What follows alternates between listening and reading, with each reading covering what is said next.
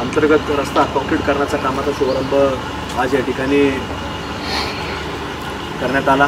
त्या कार्यक्रमाकरता आपल्या सर्वांना संजू मामा चोपडा यांनी आपल्याला निमंत्रण दिलं आणि त्याचा उद्घाटन सोहळा आपल्या सर्वांच्या उपस्थितीमध्ये आणि आपल्या नगरमध्ये अध्यात्म आणि धर्म याच्या बाबतीमध्ये सातत्य घेऊन काम करणारे त्यांच्या हस्ते याचा भूमिपूजन सोहळा संपन्न झाला आणि सध्या त्यांचं वास्तव्य देखील आपल्याच कॉलनीमध्ये आमचे गुरुवर्य सन्मान्य आदरणीय राजाभाऊ कोठारी महाराज, त्याचप्रमाणे या नगरीचे उपमहापौर गणेशरावजी भोसले साहेब, त्याचप्रमाणे गवळी समाजाचे अध्यक्ष आपल्या प्रभागाचे लाडके नगरसेवक सन्मान्य प्रकाशरावजी बागानगरे साहेब, उपस्थित सर्व आपल्या कॉलनीतील मान्यवर मंडळी।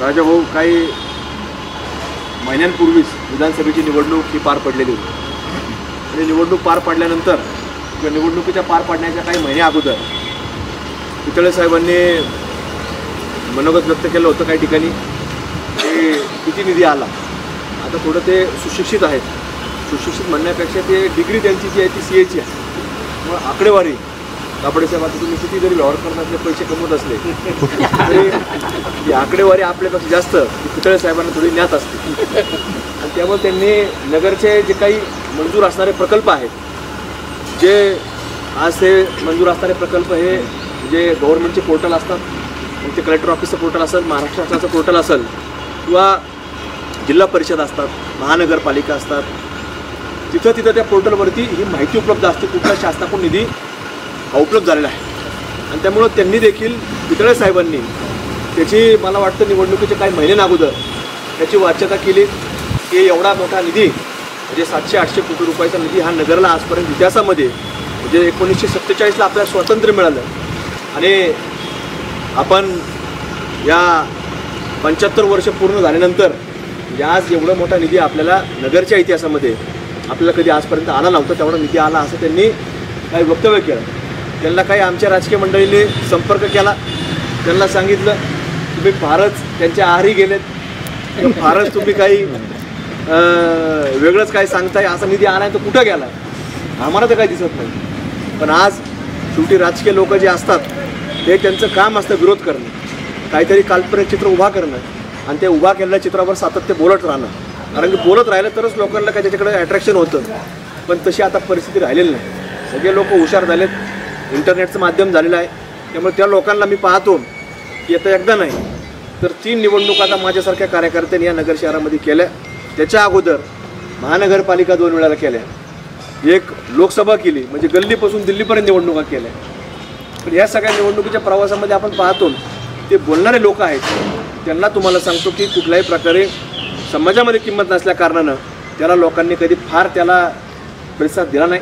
महाराष्ट्रामध्ये काही असे वाचाळवीर आहेत, लोक त्यांचंही पाहतात ऐकतात, पण ते एक मनोरंजन म्हणून पाहतात, त्याकडे फार काय पाहत नाही। लोकांना वाटतं त्याला 2-3 तास झाले व्यवसाय चालू असतो, पण थोडं मनोरंजन म्हणून काहीतरी लोक पाहत असतात, त्याचा आनंद घेतात, पण त्याच्या मताच्या भानगडीत काही लोक पडत नाही, ही वस्तुस्थिती आहे।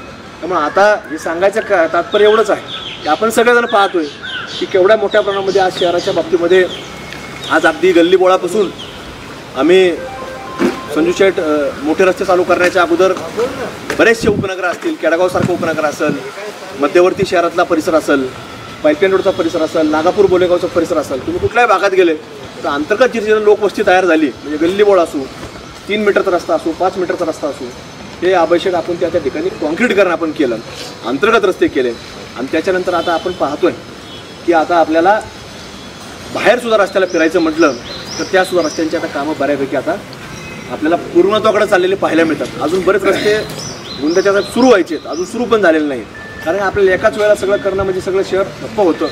तुम्ही तरी फार फिरत नसता, पण दैनंदिन प्रवासामध्ये आता मागचे 1.5-2 महिने झाले फक्त आम्ही सध्या फिरणं नाही आहे, पण त्याच्या अगोदरपर्यंत किंवा आता जून महिन्यानंतरसुद्धा आमचं आता फिरणं त्या झपाट्याने सुरू होईल आणि सुरू झाल्यानंतर आम्हाला फार त्याच्यामध्ये गैरसोय होत असते, त्यामुळे आम्हीसुद्धा सांगितलं की आता थोडं व्यवस्थित सिस्टमॅटिकरित्या आपण ते करू।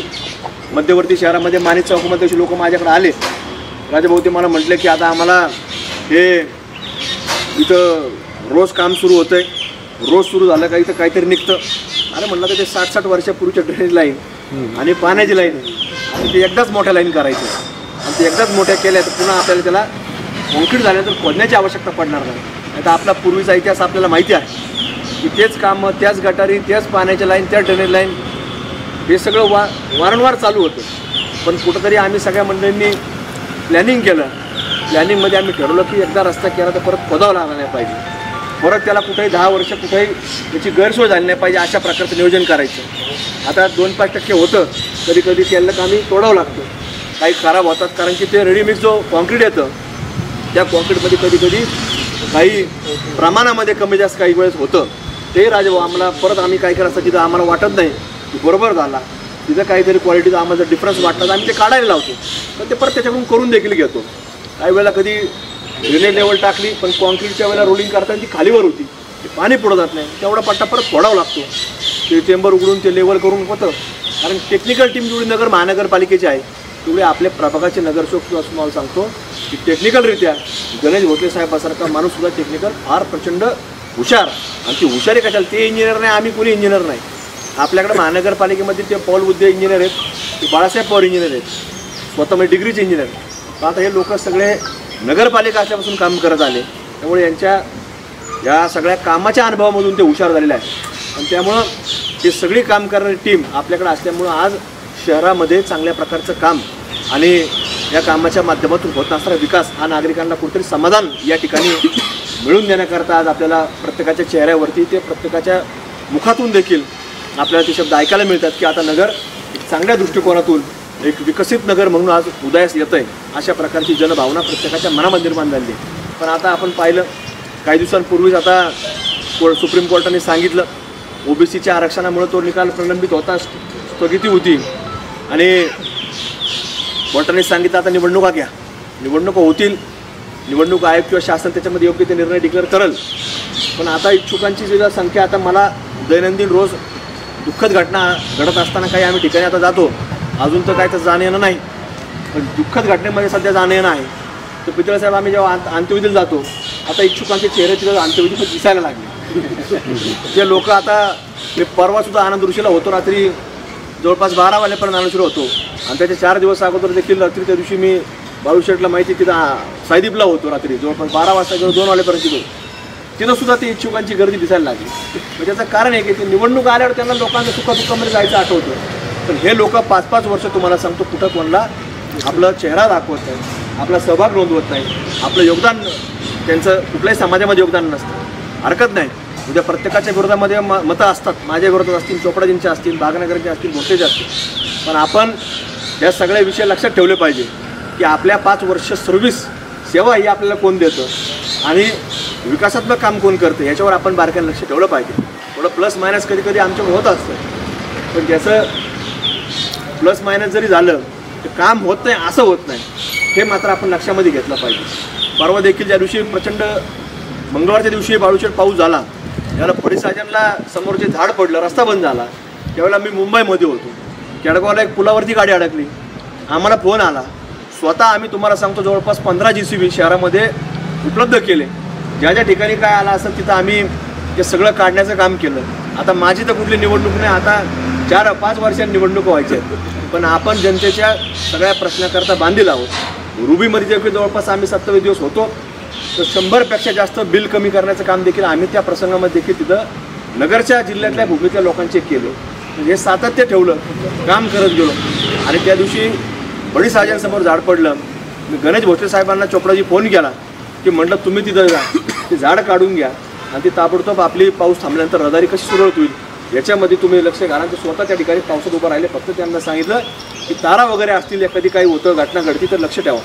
नाहीतर या सगळ्या परिस्थितीमध्ये आपण पाहतो की काही काही वेळेला आपलं लक्ष नसतं आणि त्यातून काही वेगळा अनुचित प्रकार देखील आपल्यावरती ओढवला जातो. तर ह्या सगळ्या बाबतीमध्ये ही सेवा देणारी मंडळी आपण या निवडणुकीमध्ये विचार केला पाहिजे. त्यामुळं आपण सातत्य ठेवणारे लोक या निवडणुकीमध्ये दिले पाहिजेत, कारण की जो विकासाचा गाडा आता पुढं चालला आहे त्याला जर काही वेगळ्या विचाराचे लोक आले तर त्या लोकांचा इंटरेस्ट कशात असतो मी काय तुम्हाला सांगायची आवश्यकता नाही, त्याच्यावरच लक्ष ठेवून काम करणारे लोक त्याच्यामध्ये असतात. त्यामुळे अशी लोक आता जी बाजूला पडलेली आहेत त्यांना बाजूलाच आपल्याला ठेवावं लागेल. नाहीतर तुम्हाला सांगतो या सगळ्या संस्थेमध्ये ते उन्माद घातल्याशिवाय राहणार नाही आणि जनतेच्या पैशाचा किंवा शासनाकडून येणाऱ्या पैशाचा योग्य विनिमय हा होणार नाही याची खात्रीन खबरदारी घ्या. नगर शहर काय फार मोठं मुंबईसारखं 1 कोटी लोकसंख्येचं शहर नाही. संबंध सगळ्याचे सगळ्या बरोबर आहेत. सगळे येतात, तुम्ही कार्यक्रम असता, सुखदुःख असतात, प्रत्येकाला यांच्या विरोधात कोण असेल त्यालाही पत्रिका देतात, माझ्या विरोधात कोण असेल त्यालाही पत्रिका देतात, यांच्या विरोधात कोण त्यालाही पत्रिका देतात. पण निवडणुकीला मात्र अष्टविनायक यात्रा आपल्याला करायची नाही. एकच आपला कुठेतरी विशाल गणपती आपला आहे, त्या पद्धतीने आपली दिशा ठरवायची. आणि ते जर केलं तरच आपल्याला, तुम्हाला सांगतो, हा विकासाचा गाडा जो सुरू झालेला आहे, सुरू म्हणजे त्याला वेग जो आला आहे, सुरू आपण बऱ्याच वर्षापूर्वी केला, पण आता जी त्याला गती चांगली मिळाली, समृद्धी महामार्गासारखी आणि मुंबई पुणे एक्सप्रेसवेसारखी जी गती मिळाली, तर ती टिकून ठेवण्याचं काम हे आमच्या नाही तर तुमच्या हातामध्ये मताच्या माध्यमातून आहे, त्या संस्थेच्या माध्यमातून आहे. ती संस्था त्याच्यामुळे आपल्याला चांगल्या रीतीने पुढे घेऊन जावी लागेल. इच्छुक बरेच असतात, येत राहतील, जात राहतील. ती काही आजची नाही, लोकशाहीमधली ती परंपरा आहे, ती होत राहणार आहे. पण हा गाडा ज्या वेगानं कॉन्क्रीट हायवेवरती आपण जो उतरवला आहे, तर तो आता आपल्याला आपल्या नगरच्या फक्त कॉन्क्रीट रोडपर्यंत नाही, तर आपल्याला आमचं संकल्प आहे की तो कॉन्क्रीट हा चोपडा मामा आपल्याला नगरच्या रस्त्यापासून तो कॉन्क्रीट जे सुरू झालं आहे ते विमानतळाच्या जो रनवे असतो त्या कॉन्क्रीटपर्यंत आपल्या येण्याचं काम आपल्याला करायचं. त्यामुळे त्या दिशेनं आपल्या सर्वांना जायचं, तीच भूमिका आणि ती भावना आपण ठेवावी, अशी एक आपल्या सर्वांना नम्रतेची विनंती, आग्रहाची विनंती करून या ठिकाणी थांबतो.